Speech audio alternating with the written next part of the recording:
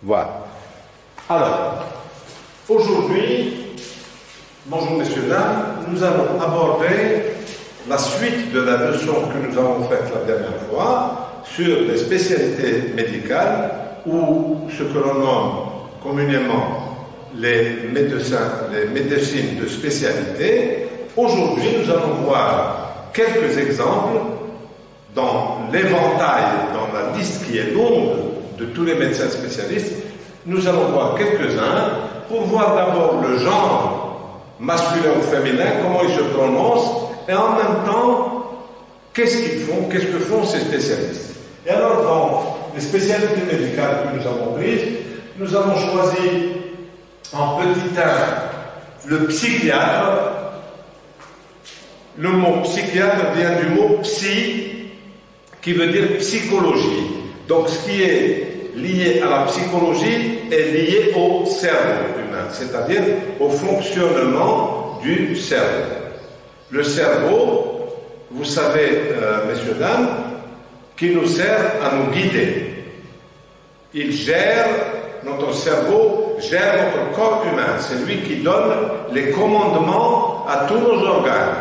Quand, par exemple, vous voulez lever la main, c'est votre cerveau. En réalité, ce n'est pas votre main qui se lève toute seule, mais c'est votre cerveau qui donne un ordre à la main pour qu'elle se lève.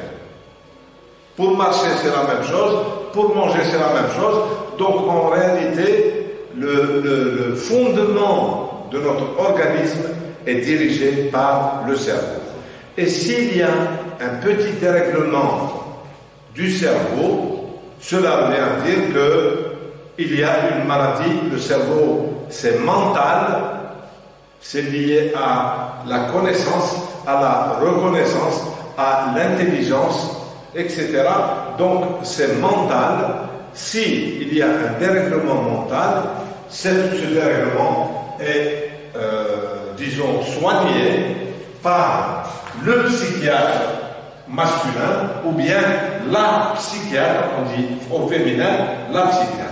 Et c'est le médecin spécialiste qui soigne les maladies mentales, c'est-à-dire les maladies qui viennent du cerveau. Exemple de maladie mentale, je vous donne quelques exemples. Pour cette spécialité, il y en a énormément, le dédoublement de la personnalité. Il y a des personnes malades. Si vous allez par exemple à l'hôpital psychiatrique et vous irez un jour pour faire vos stages, vos formations, vous verrez que à l'hôpital psychiatrique, à l'hôpital Frantz Fanon, il y a un grand service de psychiatrie, etc., et qui analyse tous ces problèmes de comportement humain qui ne sont pas normaux, et parmi eux, il y a le dédoublement de la personnalité. Ce sont des malades qui, physiquement, ont des réactions normales, mais mentalement ne peuvent pas reconnaître l'environnement. C'est des personnes qui vivent dans le passé, qui vivent dans un autre monde. Il ne peut pas savoir que vous êtes son fils. Par exemple, un père de famille qui est malade, qui est atteint de cette maladie, ne peut plus reconnaître ses enfants, ne peut plus reconnaître sa femme, ne peut plus reconnaître sa famille. Et donc, il y a en lui deux personnalités qui se superposent. C'est comme une double image. C'est comme si lui-même vivait avec deux images. Alors que nous vivons avec la seule image que nous avons, c'est l'image de notre personne. Lui, il vit avec deux images. Et donc, c'est une personne qui est malade et qui peut faire du mal sans s'en rendre compte. Des gens qui ont un dédoublement de la personnalité peuvent tuer quelqu'un sans savoir qu'ils ont tué, etc. Il y a aussi les maladies de la psychose. C'est une maladie encore plus grave, plus profonde. La psychose, c'est lorsque vous recevez toute la journée dans votre vie, tous les jours, tous les matins, tous les soirs, des idées, des informations qui viennent. Le psychotique, celui qui est malade de la psychose, il a toujours une idée. Et c'est la même idée qui revient tous les jours. C'est ce qu'on appelle une idée fixe. Nous, qui sommes des personnes normales, des êtres normaux, sains, d'esprit et de corps, nos idées, elles vont, elles viennent, elles changent, on les oublie, on s'en rappelle quand on veut, etc. Le malade qui a atteint de psychose, il a toujours la même idée. Par exemple, si ce bonhomme, cette personne atteinte d'une psychose, a eu dans son enfance un choc, par exemple, il a été frappé violemment par quelqu'un, et puis ensuite il tombe malade mentalement, il se rappellera toujours de cette personne qui l'a frappé quand elle était toute petite. Même si lui, maintenant, il est devenu adulte, et donc c'est toujours la même idée fixe, c'est lui qui m'a frappé, c'est lui qui m'a frappé, et c'est toujours cette phrase qui revient éternellement dans son esprit, et à cause de cette phrase, il peut faire du mal à lui, il peut se faire du mal à lui-même, ou bien il peut se faire du mal, il peut faire du mal à la personne qui l'a frappé il y a 30 ans, 40 ans de ça. L'idée fixe aussi est une maladie de psychose. Le délirium tremens. Le délirium tremens, c'est une autre maladie, c'est un délire. En arabe, on dit délirer, c'est inaza. C'est-à-dire, il est à demi endormi, mais il parle. Il dort, ou il n'est pas endormi, son cerveau il dort, mais il parle, il dit des choses, des fois que nous comprenons, et des fois que nous ne comprenons pas. Et ce délirium tremens, en général, il vient de deux choses. Ou bien l'alcool, les boissons alcoolisées, lorsqu'une personne boit beaucoup d'alcool, ou alors la drogue. Vous avez compris? Et donc il est dans un état second. Il n'est pas dans son état normal. Il n'a pas conscience que cette porte, elle sert à fermer et à ouvrir, mais lui, il va se dire, cette porte, elle me gêne, donc je vais la casser. Et donc il va faire beaucoup de mal sans s'en rendre compte. Et donc c'est aussi une des maladies de la psychiatrie, et il y en a beaucoup.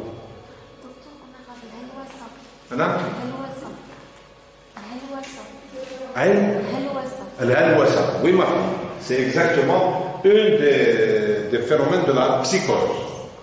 Et il y a énormément, vous savez, après, dans votre spécialité, vous allez étudier toutes les maladies, puisque le psychiatre ne va faire que ça, étudier uniquement les maladies mentales sous toutes leurs formes, et en même temps, pas seulement sous toutes leurs formes, mais il va étudier les maladies mentales pour les enfants, parce que les maladies mentales peuvent toucher les enfants, elles peuvent toucher les adolescents, mais elles peuvent toucher aussi les adultes. Vous avez compris? Donc, pourquoi en Europe, bon, chez nous, nous avons la psychiatrie. Mais par exemple, en Europe, la psychiatrie des enfants, on l'appelle la pédopsychiatrie, c'est un spécialiste uniquement pour les enfants, pour les maladies mentales des enfants. Vous voyez, ils ont divisé la grande psychiatrie, par exemple celle pour les enfants, ils lui ont donné un spécialiste et une spécialité au Hada.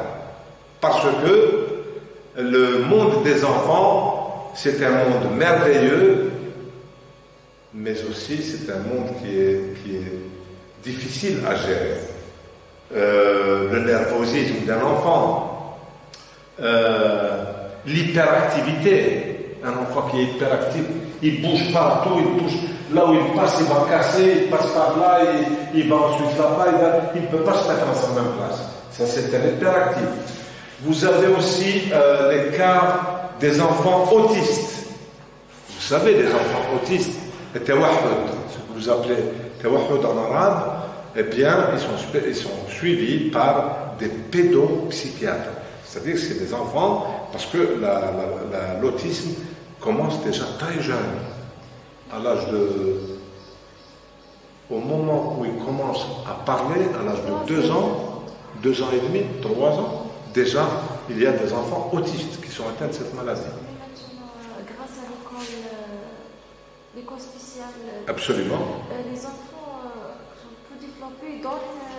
Exactement, les enfants, absolument, grâce à ces écoles spécialisées. Et donc, le rôle de ces pédopsychiatres, c'est d'abord d'accompagner le cerveau de ces enfants, d'équilibrer un petit peu les fonctions du cerveau, c'est bien ça, Martin, mais en même temps, de conseiller les parents pour des écoles spécialisées, parce qu'un enfant autiste ne peut pas suivre le même rythme d'enseignement qu'un enfant normal, vous avez compris. Donc on va les mettre dans des écoles spécialisées. Vous savez que nous n'avons pas dans notre pays, en Algérie encore, de prise en charge d'écoles spécialisées pour les enfants autistes. C'est très cher les écoles spécialisées. Absolument. En Algérie, Où est-ce qu'il se trouve donc il y a une école, il y a un centre spécialisé en Algérie.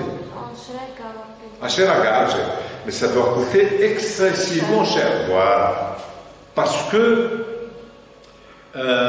il y a une prise en charge totale. À l'enfant, on va réapprendre à s'asseoir. On va lui apprendre à manger. On va lui réapprendre l'orthophonie, comment parler, comment se concentrer. Et tout ça, c'est lourd.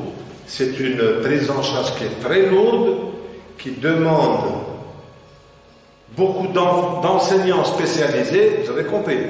Un enfant normal n'a besoin que d'un seul enseignant. L'enfant autiste a besoin de plusieurs enseignants. Un enseignant sportif pour lui apprendre l'articulation, comment marcher, concentrer ses efforts sur la locomotion. Ensuite, s'il y a un cas d'enfant qui n'arrive pas à tenir son stylo, donc on va lui prendre un kinésithérapeute qui va s'occuper uniquement de modeler ses gestes. Vous êtes d'accord avec moi? Ensuite, il y a aussi un autre médecin qui va s'occuper de la langue, de la manière comment il articule les sons. Donc, ça demande quand même énormément de soins, et donc c'est une médecine très lourde.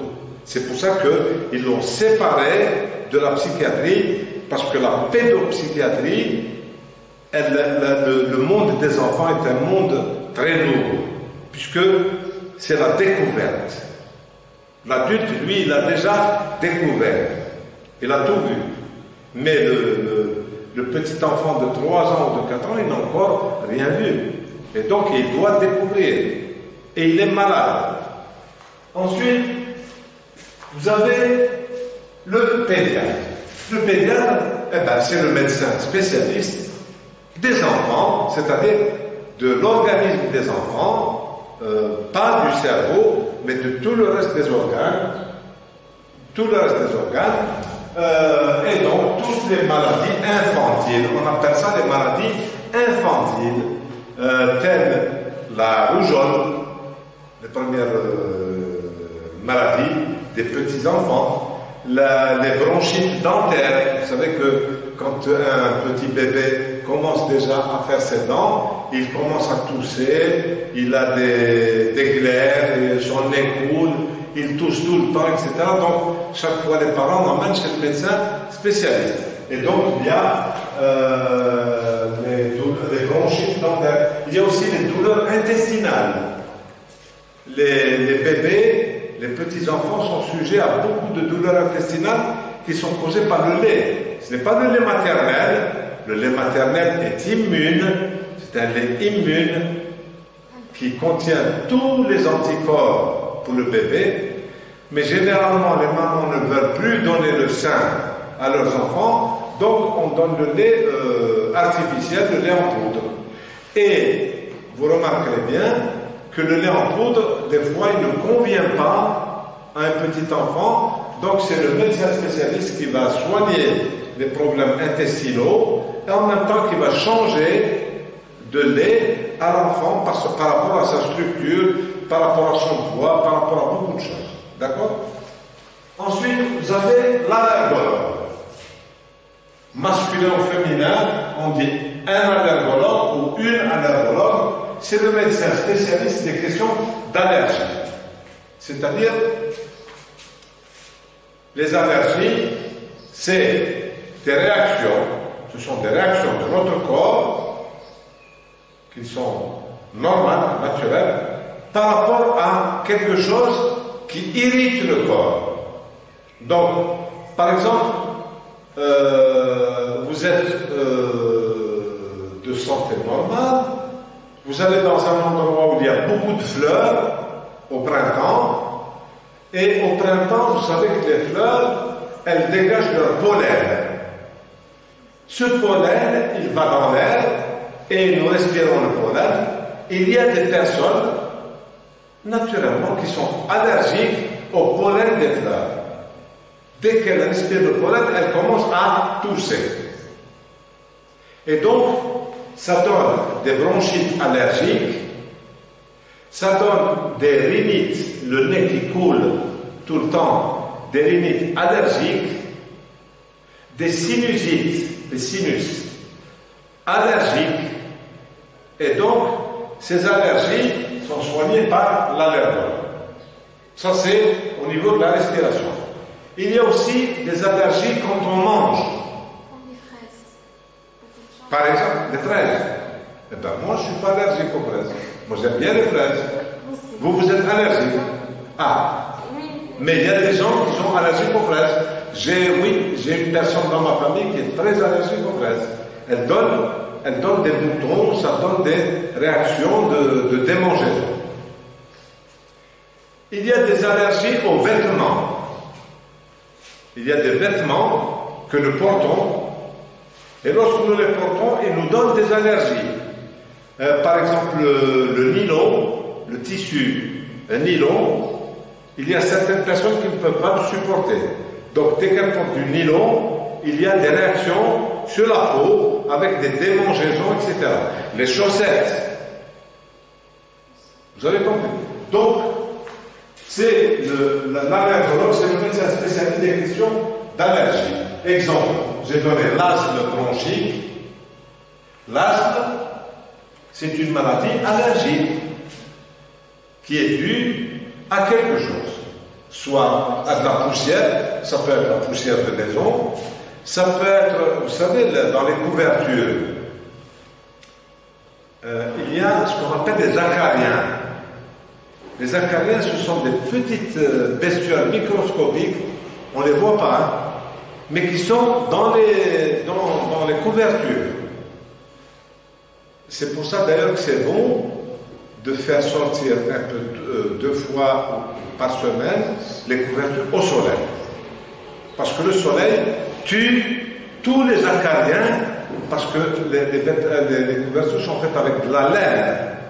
Or, dans la laine, il y a des hacharats, des petites bestioles microscopiques qu'on ne voit pas. Et lorsqu'on se couvre, on les respire. Elles entrent dans le nez, elles nous donnent de l'allergie au niveau des bronches. Ça, donc c'est pour ça que vous voyez allergie aux vêtements, allergie aux couvertures, allergie à la nourriture, allergie à l'air. Il y a beaucoup de choses. La pollution, il y a rien. Le cancérologue, ou la cancérologue, c'est le médecin spécialiste du cancer. Là, vous connaissez, c'est une maladie très grave qui peut toucher tous les tissus du corps humain. Tous les tissus, tous les organes. D'accord? Bien. Ensuite, le ou la dermatologue, ça c'est l'épiderme. Une pommade dermique, c'est une pommade pour la peau. Le derme, c'est la peau. Donc, le dermatologue, le mot derme, il vient du mot latin, dermus, qui veut dire la peau. Donc, dermatologue, épiderme et derme sont des mots d'origine latine, et donc le derme est un mot latin qui nous donne la peau, donc ce sont toutes les maladies de la peau. les boutons, les verrues,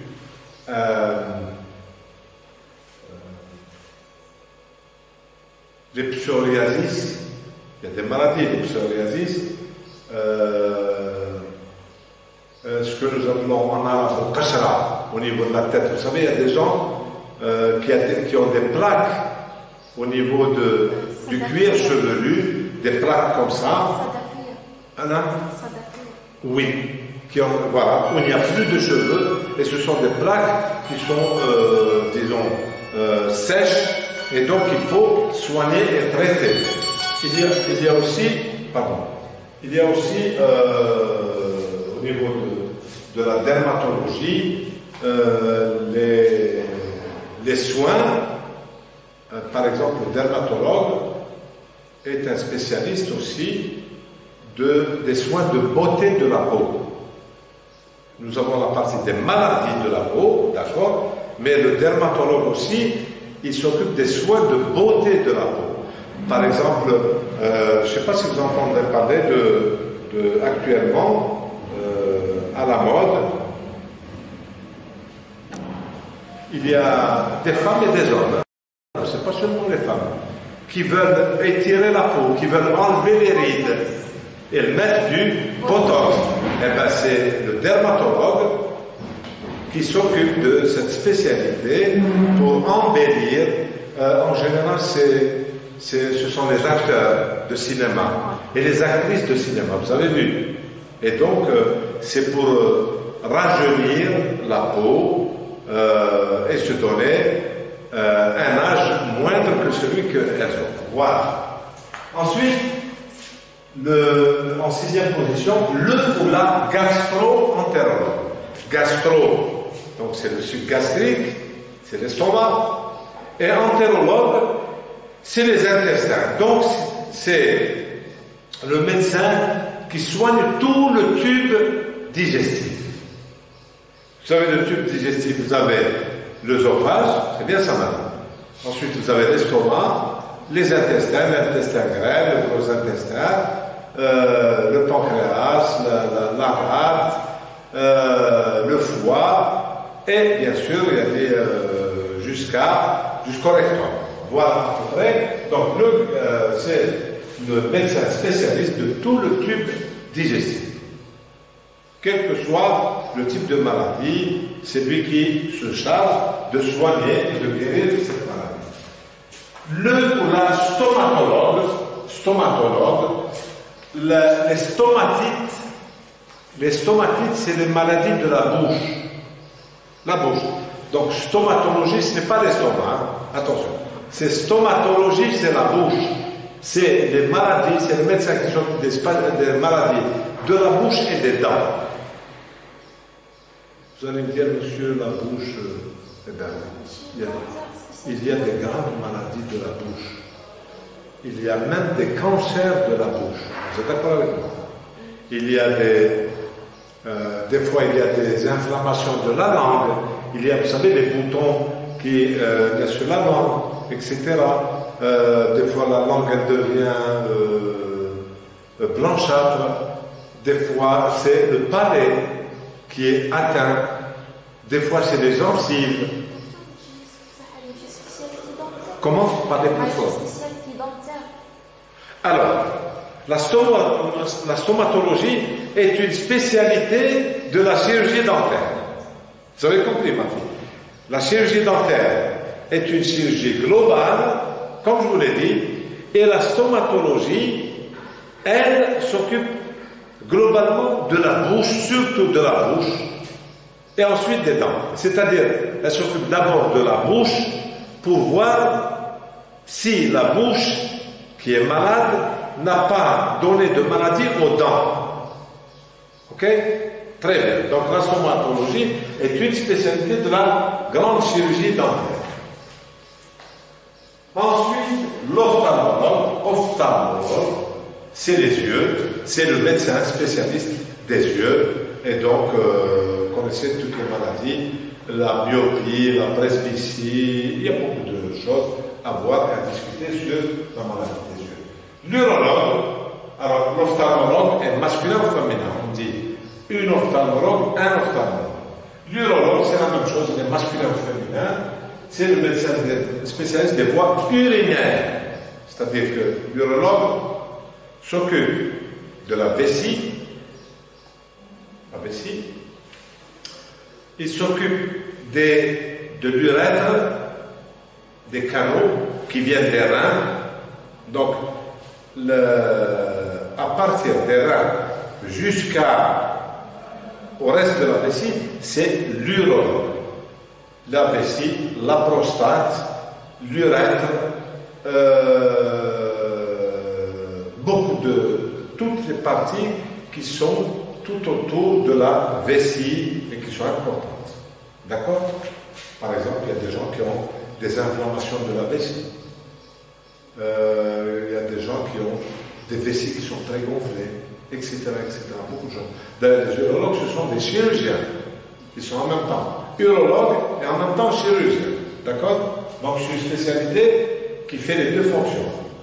Elle soigne les organes des voies urinaires, mais aussi, il est en même temps chirurgien. Jarrah. Et la dernière spécialité, c'est la rhumatologue. C'est le spécialiste de la maladie des os, comme je vous l'ai expliqué pour mon cas.